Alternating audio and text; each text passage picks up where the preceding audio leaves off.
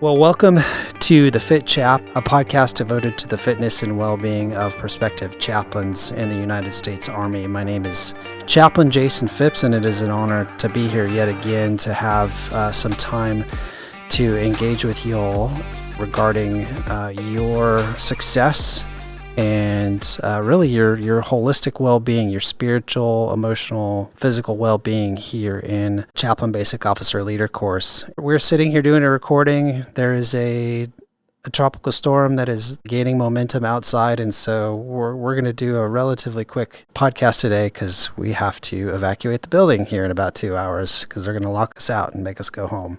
But that's just kind of how it goes around here. Always an adventure here at the Chaplain School. Well, I wanted to introduce our guest this month.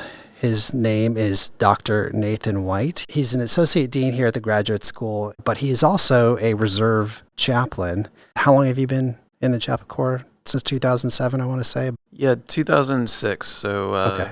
16 years, I guess. Okay. Yeah. 17 now. The past few guests I've had, we've had some moments to reminisce about our time in CHBOLC, and Dr. White, it's no different. We spent some time, I think, going through CHBOLC, or at least part of it together, so good memories there. But he is on the show with us this month as we discuss an area of wellness that in many cases may be overlooked in the minds of prospective chaplain students, and that is one's ability to write. And we have regulations. We actually have a regulation that is committed specifically to Army writing style. In fact, that's what it's called, Army Regulation 25-50, the Army writing style. When you come here to CHBOLC, there are expectations of all of the students that they be able to write, not just in the Army writing style, but also we have additional papers that you will write for some of our subject matter expert professors, I guess, is for lack of a better way to explain that. So, for example, we have an ethics instructor here. Each of them have individual assignments that they will share with the students. Those assignments require that you be able to articulate your thoughts and formulate cogent narratives that explain what that particular instructor is looking for and answer the questions necessary in order to understand perhaps like what does it look like to provide religious accommodations for someone of a different faith group, or how do you write a conscientious objector memo. So those are some of the things that we do. But what I have discovered, Dr. White, you can expound upon this a little bit, is what I would consider to some degree a troubling reality that we have faced here at the Chaplain School, and that is that some of our students, not all of them, but a small percentage of our students don't know how to write. And it's not so much that they don't know how to write in the Army writing style, because we can teach you that. It's more of the how do you use grammar and punctuation, the ways in which we see grammar and punctuation used are kind of incongruent with what we would expect of students who have either completed a graduate degree or are in the middle of working on a graduate degree. So with that being said, before we get into the details, kind of the meat of the subject, Dr. White, could you give us a little bit of your background and how you ended up here at the USA-IRL?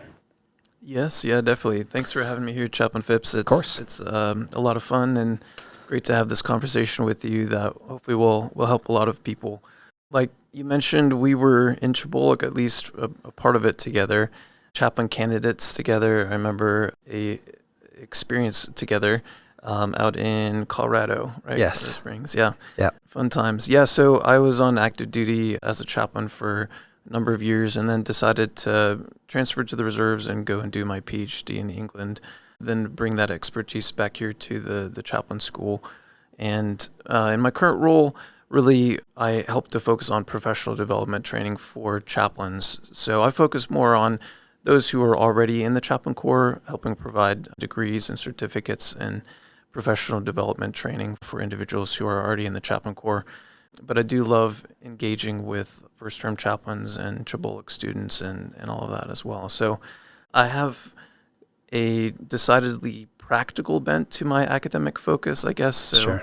trying to bring to bear what is academically rigorous, but also has a practical bent and is not just kind of ivory tower type stuff. And when you say practical bent, how have you seen that play out over the course of your time here? Yeah, so I think it's bringing to bear all of that theoretical, systematic focus. In a lot of degree programs, you study systematic theology or you study ancient languages or things like that, which are vital and really helpful. But especially in the military context, it's about bringing that knowledge, that reality, that truth to bear on the lives of soldiers. So it's really helping people understand, and I went on a journey of this myself. How does what we know, what we've learned, what our faith traditions tell us impact our own lives and the lives that we minister to? So that can look like helping someone deal with a loss in their life, developing a theology of suffering that can encompass that. And I think that's one thing that prospective CHBOLC students really need to press into as well. How do you deal with suffering? How do you deal with difficulty? And then how do you help somebody who is facing those questions themselves?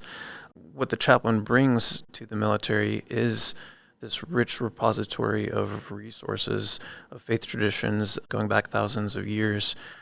And so we need to delve deeply into that, but not in an ivory tower, as I said, but showing very clearly this is how these great truths applied to the lives of those that we're ministering to.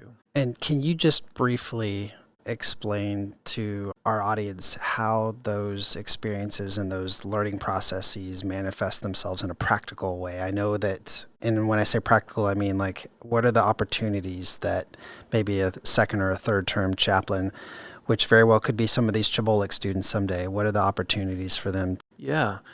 So starting out in a battalion, you have a lot of opportunities to interface with soldiers and their families who are going through really difficult times.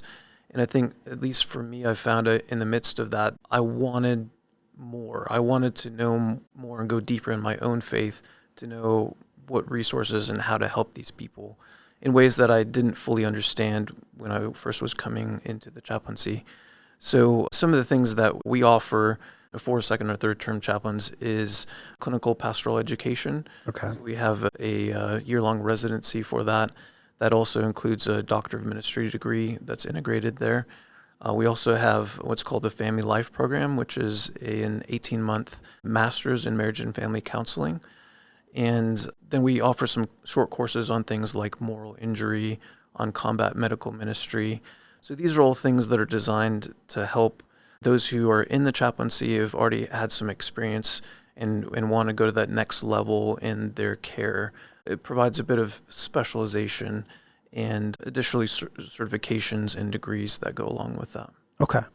So really just expounding upon your own professional development as a chaplain, but I would say perhaps maybe from a more holistic perspective in that now we're not just focusing on academics, but we're focusing on real life experience and maybe a better understanding of where one stands within the presence of God. How do they operate in relation to where God has them? But we're looking at this obviously from a more complete perspective in that there are opportunities to advance your education and to develop your experience and enhance, I should say, your experiences as a chaplain, and which I think is beneficial, particularly at this time in our history, because we're not in the middle of combat, so we don't have chaplains that are completing CHBOLC and then going overseas and getting those real-world experiences themselves.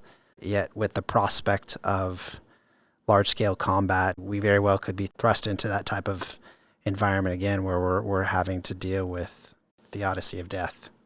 So that's good stuff.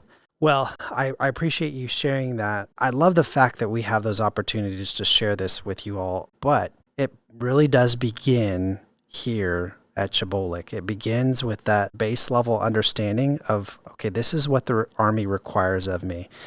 And as I mentioned at the beginning of the podcast, one of the things that the Army requires of you is that you are able to communicate effectively, succinctly, I would say, and effectively, both in written and in verbal form, because you will write recommendation letters. You will certainly write religious accommodation letters. You may write conscientious objector memos, and it requires that you are able to succinctly make a point that someone typically higher up in your chain of command will have to read. And what I've shared with students is that one of the common memos that I had to write was a recommendation letter for someone who was about to get a GOMAR. And a GOMAR is a General Officer Memorandum of Record.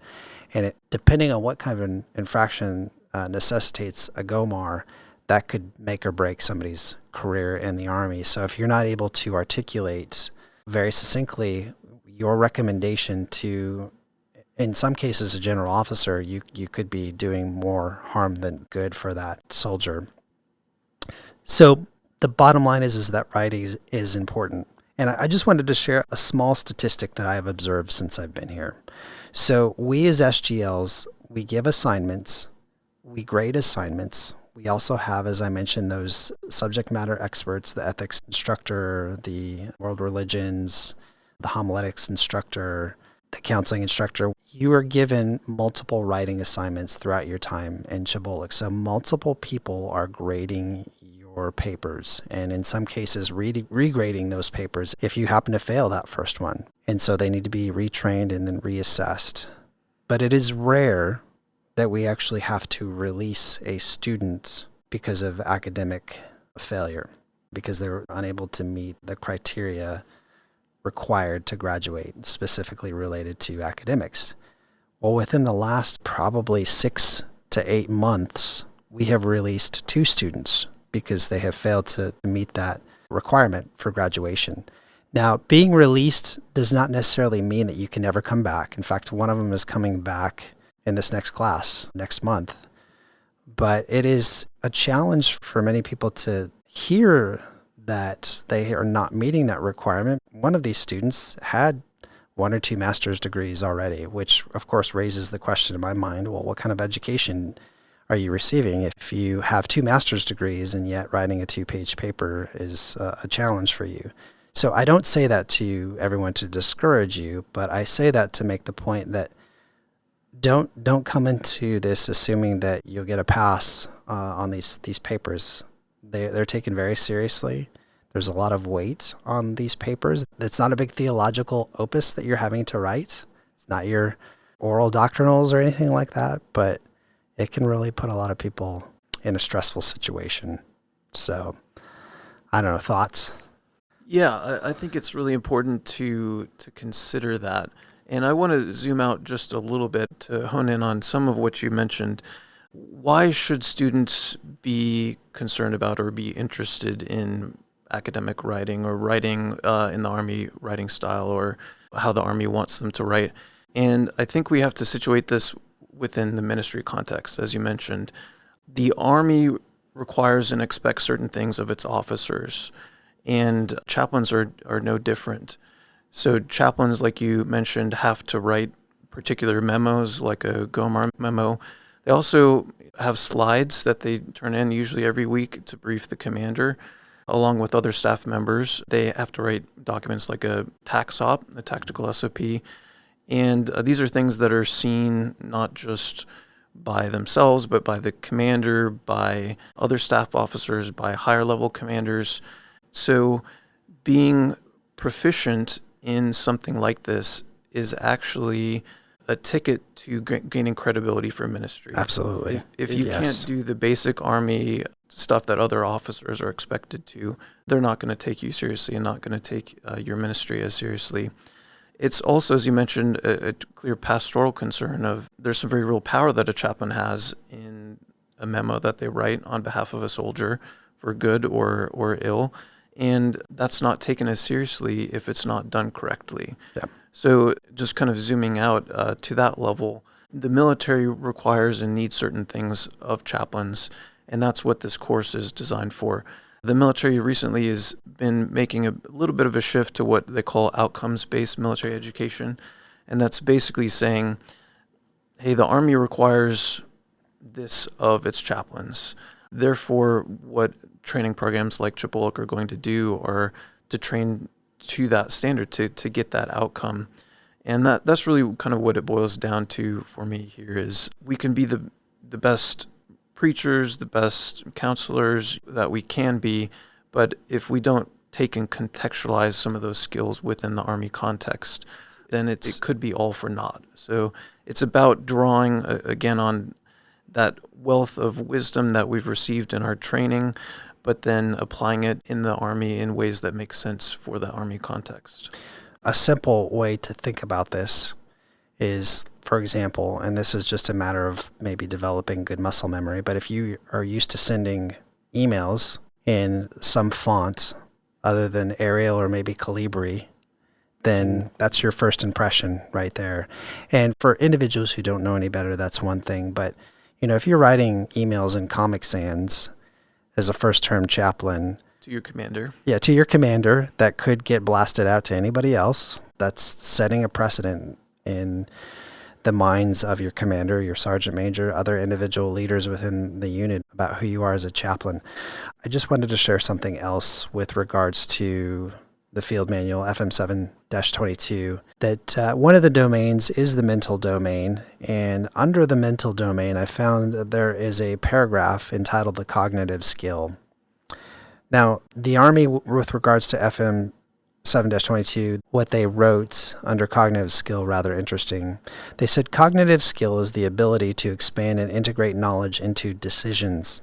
It drives the ability to make sound decisions. It is built through the instruction and absorption of personal and professional experience and education, values, and beliefs. It should not be difficult for soldiers and leaders to understand the link between high levels of cognitive skill and optimal performance on the battlefield. Low cognitive skill leads to poor decision-making and misconduct behaviors. So there's this understanding here that there's one side of the coin and the other side of the coin, and they try to make this connection between cognitive skills and your ability to make decisions. So chaplains do not have command authority in virtually every environment. We do not have command authority. We're not necessarily making decisions, but we convey a sense of leadership in our competence. Even though we aren't making decisions on the battlefield, we're not even necessarily making decisions in the command and staff meeting. We convey confidence and provide reassurance to those that we advise and through our competence. Definitely agreed. And I think part of what needs to be conveyed here as well is that in the Army, a part of that competence means conveying things in the Army way or within the Army culture. Yes. And a part of that is the Army writing style, which, as you said, is succinct. It's bluff, bottom line up front. And if the chaplain is kind of going off on a tangent or writes, this long 5-page treatise for the commander, and all the commander needs is, kind of a paragraph summary with the bottom line up front, they could understand it and maybe take the time to read it, but that's not really the way things are done in the Army. And so part of that competence comes across of understanding what is the Army culture, how are things conveyed in writing. You mentioned email. A lot of times I've seen, unfortunately, with young chaplains, kind of getting too much maybe of a buddy-buddy tone in their email with commander or with their supervisor. Just understanding that there's a certain tone, there's a certain way that things are done in writing, and that competence then leads into ministry as well. It does. It does. And so when we kind of draw back now to CHBOLC a little bit and think about some of the individuals who are coming here. So we always have civilians who have never been in the Army before, and some of whom have extensive experience in the pastorate. So they're used to writing their own sermon manuscripts, and there's nobody that's proofreading those manuscripts because their delivery style and their confidence before their congregation, that's all they need. I'll put it this way. Having the mentality that I'm so used to writing a manuscript, and now coming to an environment where I have to write succinctly, write bullet points like you said, the bottom line up front, which is, hey, let's face it, that's like the big idea. So now we're talking about deductive preaching here. Can be challenging for some people because as pastors, we tend to be verbose. We tend to be flowery in our language. And like you said, we can't do that. So that's an adjustment that certainly can take place. But nevertheless, it's an adjustment that can create some stress for students who are already stressed over the requirements that they have, competing academic requirements, early mornings, late nights, being away from home. All of that creates this stressful environment that makes something very simple particularly challenging. And I think sacred communication is a great example because a lot of us may be used to having a long sermon, preaching a very long deductive sermon, as you mentioned, or something to that effect. What we have to realize is, again, we're taking all of that, the knowledge, all of that wisdom from our sacred tradition, but then within the Army context, an hour-long sermon, even a half an hour-long sermon, is not going to be what's needed, especially in a field environment. Right. And so taking those kernels of wisdom and distilling them down into this piece of sacred communication that fits the needs on the battlefield for encouragement for soldiers. It's, again, kind of that bottom line up front mentality, but also it's just being aware of the culture in which we're ministering is going to have certain constraints that the civilian context does not have. Well, just some pointers. Oftentimes, you don't necessarily know if you're not a good writer. Other people will observe that if you give them the opportunity to read your papers. But in some cases, you may not know that, hey, 50% of what I write is in the passive tense. We actually have a class, as I mentioned, it's the Army writing style, and then communicating writing is two separate classes, but we talk about the passive versus the active tense and how important it is to use the active tense because now we're able to apply an action to a specific subject versus creating this kind of ambiguity, which no commander is going to want ambiguity in a letter that you write. They're going to want a subject, a verb, and an object, to put it very simply. So some tips with regards to preparing. If you know that you're not a strong writer, that's okay. You can still find success here. What we have observed is that often those weaker writers will enlist the help of stronger writers. And it is an environment. I mean, we're all chaplains. We're all here to encourage and help one another. That's something that is good, but can be challenging for those weaker writers because this really can be an issue of pride. I mean, I think we can all say that our pride is affected either by our ability to write well or our inability to write well. And so it's often more challenging for someone who cannot write well, who has maybe been dinged a couple times by their instructors, to go again and again to peers who will gladly help them, but to just humble oneself and go to a peer and ask for that help, it can be challenging. Another option that we have seen students use is the program Grammarly. I'm not too familiar with it, but it's a program that is approved. There's no guidance. There's no SOP that says you can't use that to help you with your writing. Perhaps the downside of that is it doesn't catch everything, and it can create a dependency for that student. You may not be able to rely on that as a resource in the future of your career, but it's certainly something that you could use while you're here. I think you have to pay for it, but that's an option as well. There are other options out there to consider, but like I said, the amount of writing that you have in comparison to the practical exercises that we provide, the physical training, the time where you're literally sitting in class, it's enough that, like I said, it creates stress and it will demand much of you. But this is the place to figure it out. Where you don't want to figure out I'm a terrible writer is when you're at your first unit and your commander asks you to interview a conscientious objector, and then you have to write a memo to that commander who you may or may not have a good relationship with, explaining why that person should not be granted conscientious objector status. So just a scenario to consider as you prepare to come here and deal with some of those scenarios, at least on a notional level. Yeah, and I think the point of preparing for CHBOLC in this way is a good one. It's one that's not often thought of, but I think it's not one to be overly worried about as well.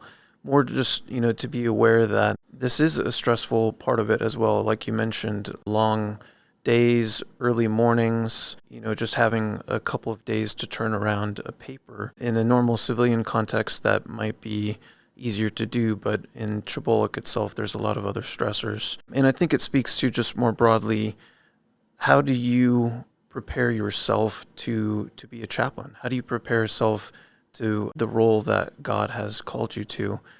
And just something to think about. And one thing from my perspective of kind of what I've seen in terms of seminarians coming into the Chaplain Corps, seminary will not necessarily provide you with everything that you need to be a good chaplain and all the skills. And that's where it's partially incumbent upon the individuals to seek out that expertise, to seek out perhaps those particular subject areas that may be lacking in their own training or their own background. And here I'm just thinking of things like trauma ministry, developing a theology of suffering that helps you as you deal with those who go through trauma. Things like moral injury, working within a religiously diverse context, counseling skills, do so much counseling and get trained on some of these things. But I think each of us finding those areas that we need to grow in personally and getting a better understanding of those ways that we can professionally develop ourselves to be who God has called us to be. So I think this is a huge piece of that, because all of the things that we do in the Army touch on the bureaucratic processes, right, which are done in paper. And so it can be an often overlooked aspect of ministry, but I think it's a really important one and one to think about and consider. And this may actually seem a little odd to say within this context, but for some students, CHBOLC may be the place where they first develop a theology of suffering.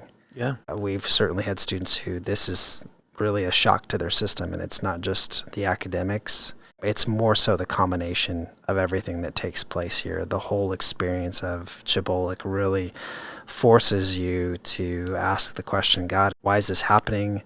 Why did I fail this assignment? Why did all of my peers get through this, but I didn't? Especially if you're used to finding success in the civilian world, or you're used to finding success elsewhere outside of the Army, it can be a great opportunity to ask those questions and really to humbly posture yourself before the Lord. There are many opportunities that CHBOLC gives you, and really the Army, let's be honest, as chaplains, to humble yourself. I had a few commanders who did not know God that I still had to humble myself before because of who they were. Not necessarily because they had any reverence for God's authority in their own lives, but because they were my commander and they had more experience and vastly more authority than I had. And it was a great opportunity to learn something new about who I was, not just before that commander, but really in the presence of God. So I think it will be a good experience for you. And you'll have peers who will come alongside you and encourage you, and you'll do great things. And I'm really glad that you brought that up as well, because the Army, in a sense, is really all about suffering. I mean, if you look at being in the field, if you look at large-scale combat operations, part of being a soldier is dealing with suffering in a sense. Yes. And we have to get our minds and our hearts around that as chaplains and enter into that suffering with our soldiers. And there's a lot of people, I think, and ministers who maybe have not experienced that in the past or not seen that as a vital part of their ministry, but in the military, embracing suffering, dealing with suffering, helping others deal with their own suffering is vital to it.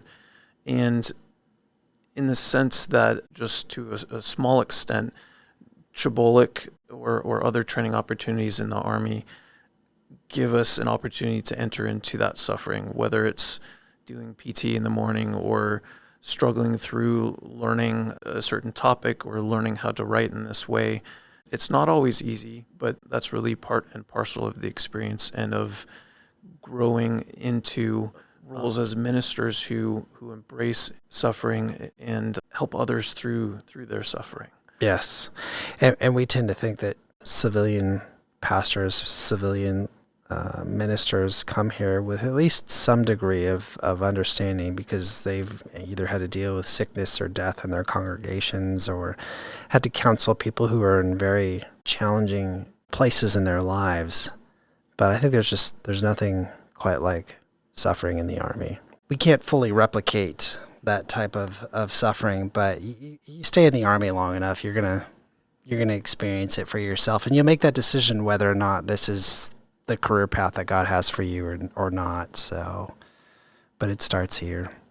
This has been a great conversation, Dr. White. I appreciate you being on the show with us this month. Any other thoughts? I don't want to cut you off, but No, really glad to be here and have this important conversation, and appreciate all that you're doing for the Chaplain Corp and for these CHBOLC students. So thank you for having me. Absolutely. Yeah, thanks for being here with us. Well, listen, don't be discouraged. We're looking forward to having you here. If you're listening to this podcast, feel free to subscribe, leave some comments, and we look forward to seeing you here soon. So have a great rest of the week, and we'll talk again soon.